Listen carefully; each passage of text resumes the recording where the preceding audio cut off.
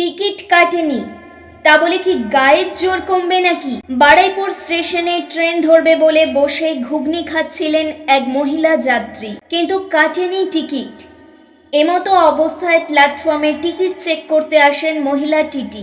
অভিযোগ, শিয়ালদা দক্ষিণ শাখার বারুইপুর স্টেশনে এমনই ঘটনা ঘটে।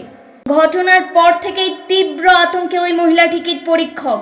জানা যায়, শনিবার অন্যান্য দিনের মতোই শিয়ালদাহ দক্ষিণ শাখার বারুইপুর জংশনে 2 নম্বর প্ল্যাটফর্মে দাঁড়িয়েছিল আপ বারুইপুর লোকাল। আর সেই লোকাল ট্রেনের লেডিস কম্পার্টমেন্টে টিকিট চেক করতে যান মহিলা টিকিট পরীক্ষক পূজা কুমারী। আর সেই সময় অভিযুক্ত মহিলা যাত্রী লেডিস কম্পার্টমেন্টে বসে গরম ঘুগনি খাচ্ছিলেন। তাদের কাছে টিকিট চাইতেই আচমকা পূজা দেবীর মুখে গরম ঘুগনি ছুঁড়ে মারেন ওই মহিলা।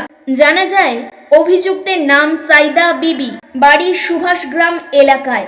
তার কাছে সুভাষগ্রাম থেকে শিয়ালদহের বৈধ টিকিট থাকলেও বারুইপুরে আসার কোনো বৈধ টিকিট ছিল না। গ্রেপ্তার করা হয় অভিযুক্তকে।